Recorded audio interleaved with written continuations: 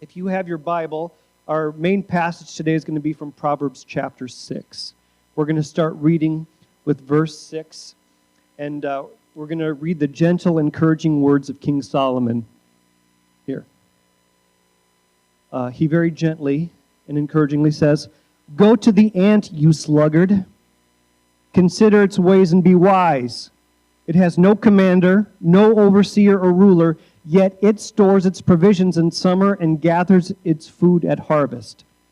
How long will you lie there, you sluggard? When will you get up from your sleep? A little sleep, a little slumber, a little folding of your hands to rest. And poverty will come on you like a bandit, and scarcity like an armed man." So Solomon clearly doesn't have a strong opinion on laziness. No, he very much does. The first thing we see here, the first thing that we need to understand as God's people, is that God's provision is not an excuse to be idle. God's provision is not an excuse to be idle. Just because we believe that God will provide for all our needs doesn't mean that we can just lay there until they magically appear in front of us. God's provision is not an excuse to be idle. How long will you lie there, you sluggard? How long will you, or when will you get up from your sleep? In the summer, I like to catch up on the sleep I don't get during the school year. During the school year, I wake up at about 6:45, and it's not until 9 o'clock that all of the kids are out the door in different staggered amounts. We have a kid in elementary school, in middle school, and in high school. So we don't stop. I usually get a coffee in before then. Like that, so in the summer, I sleep until usually about 8 o'clock. Now, the kids don't, especially the little ones. They will be in there sitting next to me while I sleep for upwards of 2 hours. Like, just look at a book, buddy. Nope, don't talk to Daddy. Nope, I love you, be quiet. I need another hour. And so in the summer, I'm they're singing to me in the morning, "How long will you lie there, you sluggard? When will you get up from your sleep and give me breakfast?" I'm so grateful that the older ones do that for themselves. I'm just like, just don't wake me up. You're okay. Don't wake me up. Some people use faith as an excuse for idleness. We could be one of those people. We could say, well, I know I should do more. I know I should do this, but I believe that God will provide. And we use God's provision as an excuse to not work as hard as we should. Many of you know that one of the ministries of the church, we call it Helping Hands. It's a ministry where we help provide for the needs of the people in our community. The biggest way we do this is through a food pantry. But there's lots of different ways we'll help people. If there's a need, we have a policy. We can help church members this way. We can help non-church members this way. We have a very, very standard and strict procedure for how we help people. And it seems formal and unloving, but we do it for a reason. And in fact, when people ask the church for financial assistance, whether it's to help with utilities or something like that, we ask them to fill out an application, and it includes in that we ask for income and expenses. And it's not because we're nosy, all right? It's not because we want to know all of their business. The reason we ask is because that we want to make sure that we as stewards of what comes into the church, we're good stewards with what we send back out. You know, if somebody is saying, well, hey, listen, my income, let's just make up numbers. My income is $1,000 a month and my expenses are $2,000 a month. And they ask for help. We say, well, we might be willing to help you, but you've got a serious problem on your hands. Because even though we might help you a little bit this month, what happens next month and the month after that and the month after that? So we're asking because we want to be good stewards. We don't necessarily want to help someone stay in their apartment for one more month. We want to help them stay in their apartment indefinitely. So we ask questions. We want to say, well, hey, what can you do here? Are there, we're not financial experts, but there are some basic things. We send them resources. We try to connect them with people who can help them. There are times when someone is just living their life and something unforeseen happens. A medical bill comes in, And even though they normally can take care of everything, they just need help. We love helping people in those situations. That's what the church is for. That's what that fund is for. Somebody might have been laid off or another circumstance comes, and we help them, and we love to be able to do that. But there are also times when we say, listen, your financial situation is not sustainable, and you need to ask yourself some more significant questions. Is there a cheaper apartment? Can you cut out any of your expenses? Can you lower your food budget? Do you need to cut your cable bill? Things like that. And we try to connect them with somebody who can help them. There are times when people call just a long line of churches and ask, we have we actually one day wrote down their number just so we knew who it was calling us. They just call every month. Do you have gas cards? Do you have a food pantry? It's like, we don't have gas cards, but we have a food pantry. Would you like to schedule an appointment? I'll call back tomorrow. They call back the next month. Do you have gas cards? Do you have a food pantry? And what they do is they just call as many places as they can asking for this stuff. And again, it's not that we're not willing to help, but the question is, what's the motivation and what's the need? And is it something that we can help them with or not? God's provision is not an excuse to be idle. It's not an excuse to just call and have other people, God will provide. That means that I'll just call every church, and through the church, God will provide for my needs this month. That's not what Scripture tells us as the children of God that we should do. A little sleep, a little slumber, a little folding of the hands to rest, and poverty will come on you like a bandit. It's so easy to be lazy today. It's so easy. We can be busy all day long and still be completely lazy. We can have something we're doing every second of the day and be lazy because distractions are at an all-time high. There's distractions everywhere. Computers, when they came out, there were many companies who they discovered within about the first 6 months that they needed to remove solitaire from the computers because nobody was doing any work. You're staring at your computer all day, your boss doesn't know what you're doing, they're on there playing solitaire. So they removed it from the computers. Distractions, we can have the appearance of work and still be accomplishing nothing. There are endless games. There are thousands of them. There are endless videos because millions are made every day. There's endless social media and endless distractions. There's a village in the Amazon. It was in Brazil. It was the Marubo people who, I think just last year, they were given access to the Starlink satellite internet. It's beautiful. We have internet coming from satellites. People anywhere in the world can get the internet. Guess what the leader of that tribe said very quickly? When it arrived, everyone was happy, but now things have gotten worse. Young people have gotten lazy because of the internet. It's like people who used to work and be a part of the community, now they have distractions.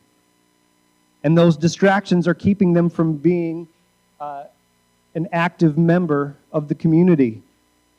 When we need to work, but we get distracted so easily. There are times we just have to eliminate the distractions and do it. There are times, it's so weird. There are times when I'm at the church working and I'm trying to get my messages ready and I can't get it done. So do you know what I do? I leave the church with my own office that should have no distractions in it, and I go to like Starbucks or Panera because I know there's no chance I'm going to get caught at Panera on my computer on Facebook or something like that.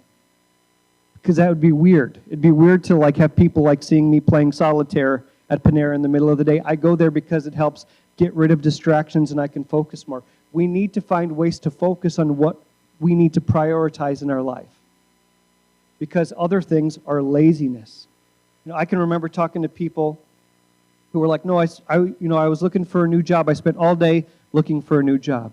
And it's like, well, okay, what places did you apply for? And they're like, oh, actually, I kind of looked up how to become an astronaut.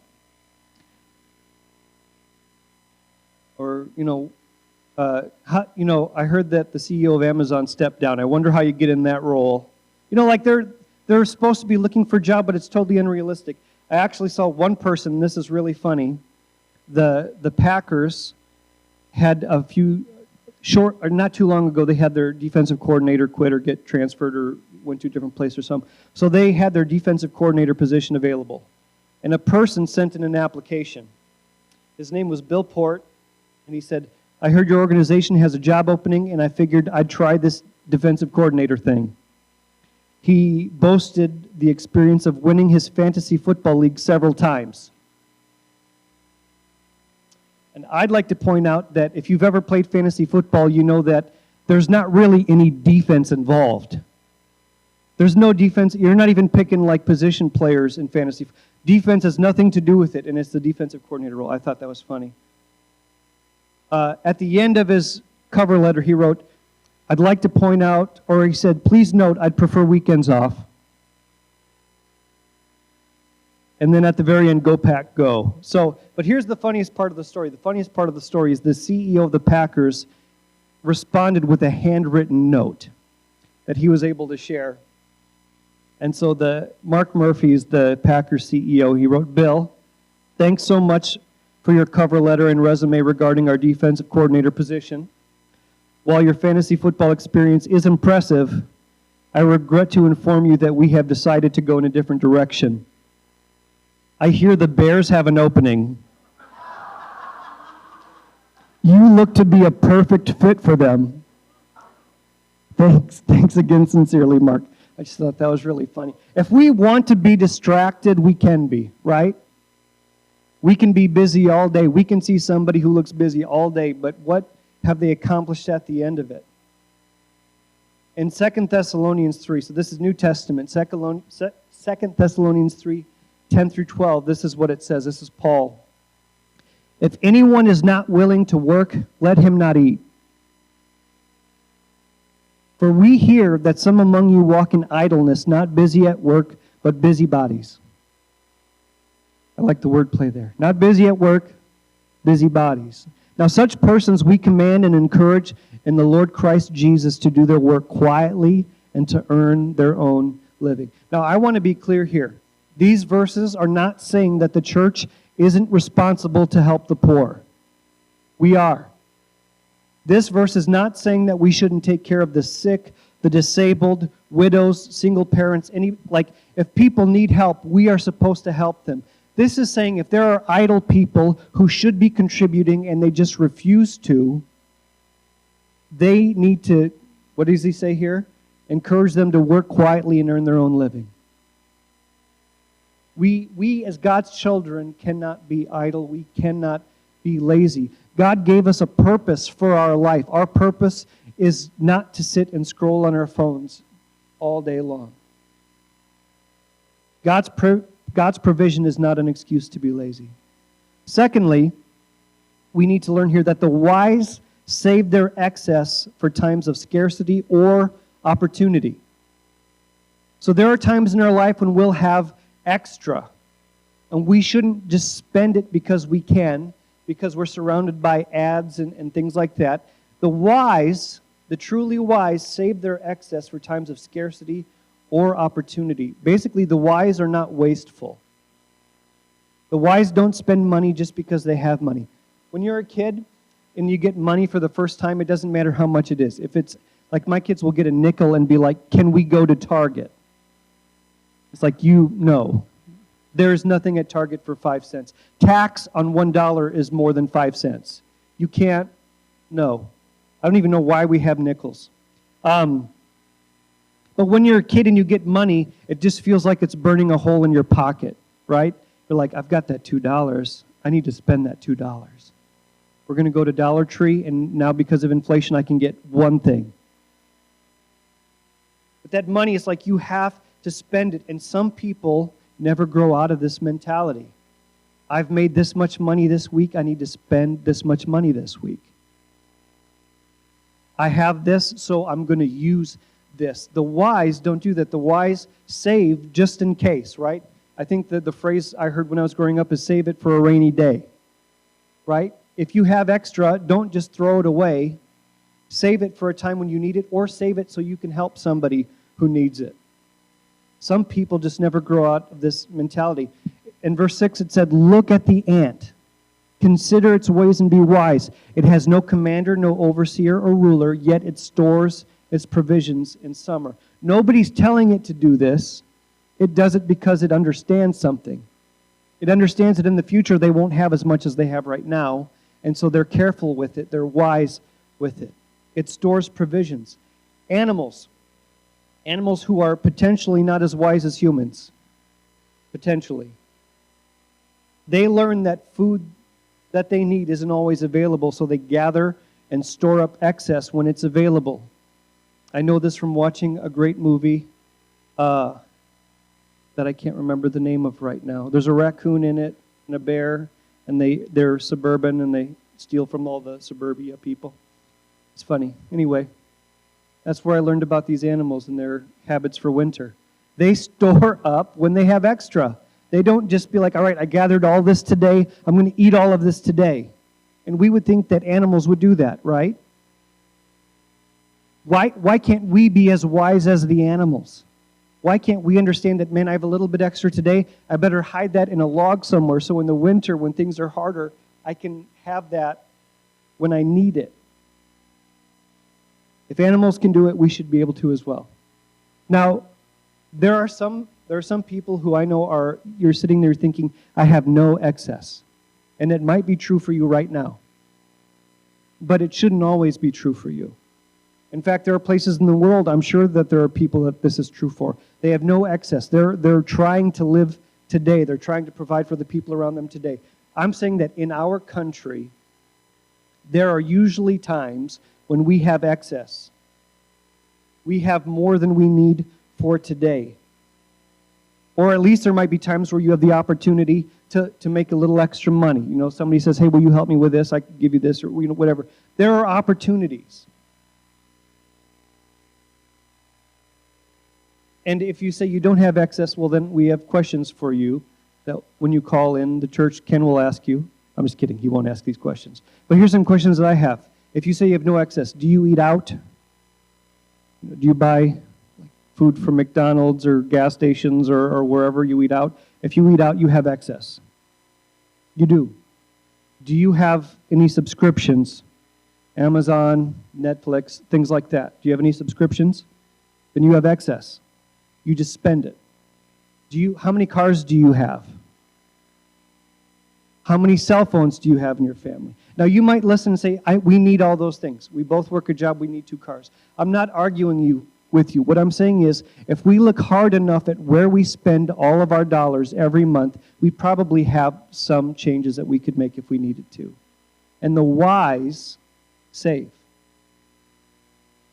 I think if we were pressed, we could all find ways to cut out some of our needs.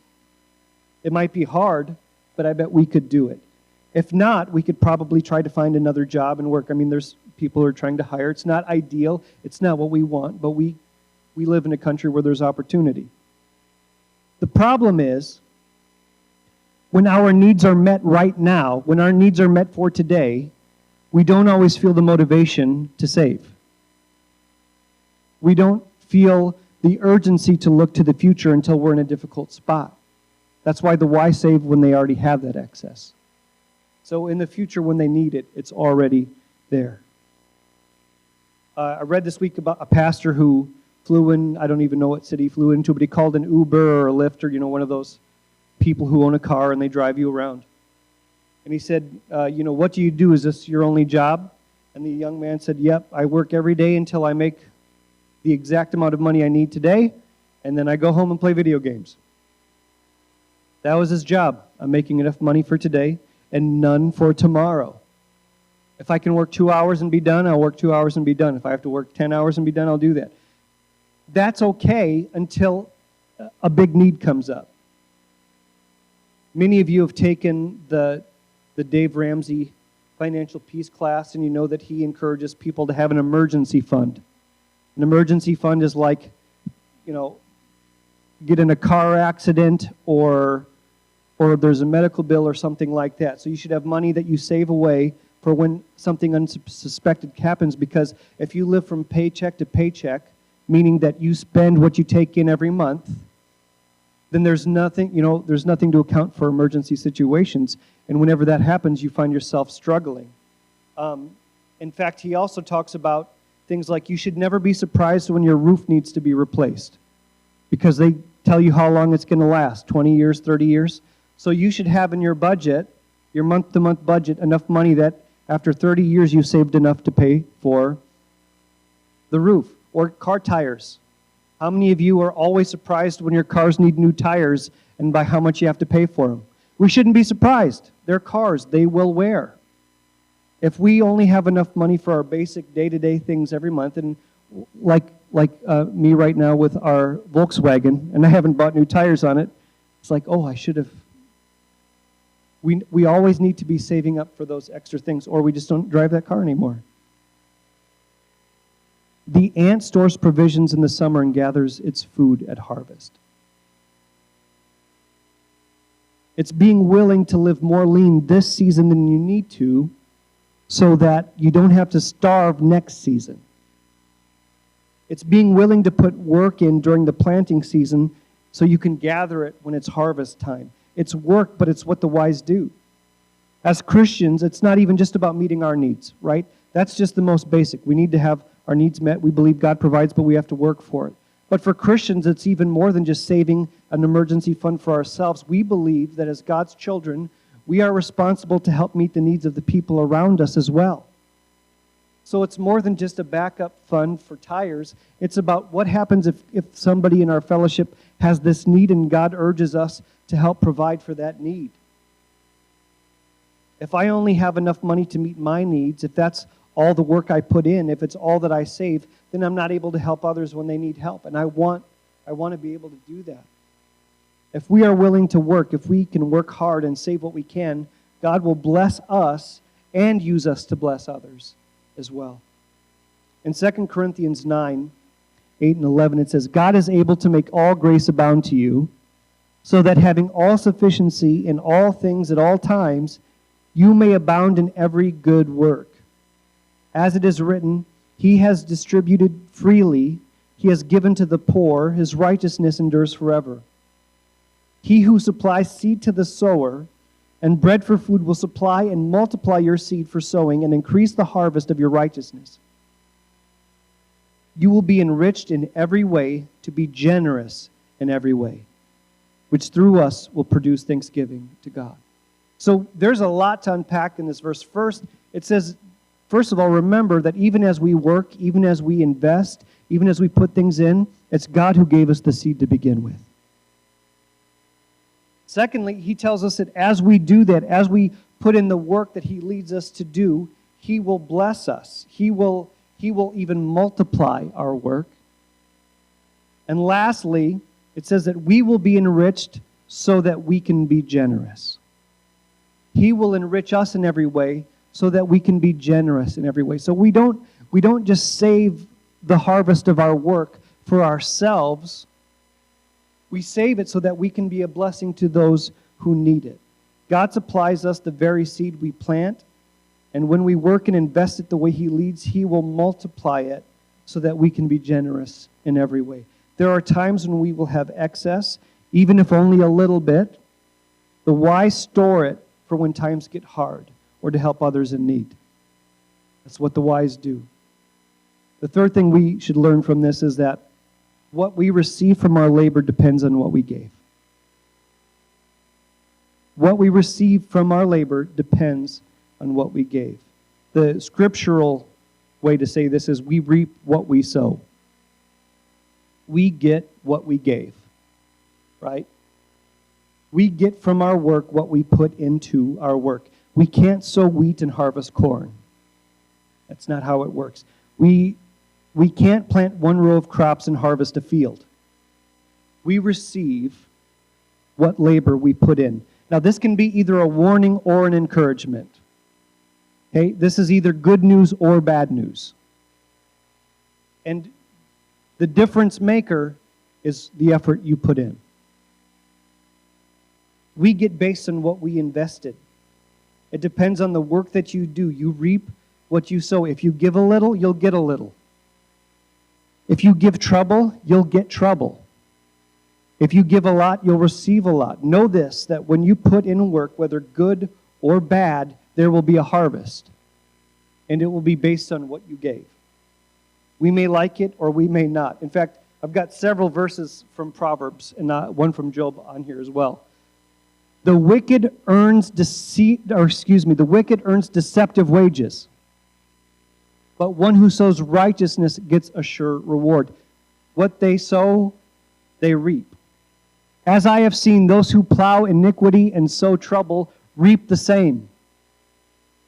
Lazy hands make a man poor, but diligent hands bring wealth. He who gathers crops in summer is a wise son, but he who sleeps during the harvest is a disgraceful son. All hard work brings a profit, but mere talk leads to poverty. He who works his land will receive abundant food, but he who chases fantasies lacks judgment. There are dozens more. There are dozens more. We reap what we sow. What you chase, what you put effort into, will determine what you get back. It might not be the harvest you expected, but there will be a harvest. You will receive something. Something will come back to you. It just might not be what you expect. You might harvest some hard-learned lessons. You might harvest wisdom. You might harvest misery. You might harvest new enemies. What you reap, you sow. In Galatians 6, it says, "Don't be misled. You cannot mock the God of justice. You will always harvest what you plant. Those who live only to satisfy their own sinful nature will harvest decay and death from that sinful nature. But those who live to please the Spirit will harvest everlasting life from the Spirit." So let's not get tired of doing what is good. At just the right time, we will reap a harvest of blessing if we don't give up. Therefore, whenever we have opportunity, we should do good to everyone, especially to those in the family of faith. We reap what we sow. The work that we put in, we receive. So let's make sure that the work that we do is the work that God leads us to do. On the second week, we talked about the difference between our choices versus God's sovereign will. So like I can decide to do something here, but if it's not God's will, it's not going to go well for me. I can put all of my work and all of my effort into doing something that's not in God's will. What do you think I'm going to reap from that work? Not great things. We reap what we sow. Let's sow righteousness. Let's sow hard work. Let's sow obedience. So here's our conclusion this morning, and it's very simple and straightforward. First, work hard and to bring glory to God. Don't just work, but work to honor God through your choices and through your labor. Do things in a way, whatever you eat or drink or whatever you do, do it all for the glory of God. We can do everything in a way that honors God. So work hard to bring glory to God. Not to bring attention to yourself. We're like, wow, what a great worker. You did such a good job today. Let's work for the glory of God. Secondly, save what you can when you can. You might not be in a position to do that right now, or you might be and you just don't realize it. But the wise save so that they can have it when they need it or to bless other people. And lastly, give as God leads. That's the key with you save, give as God leads.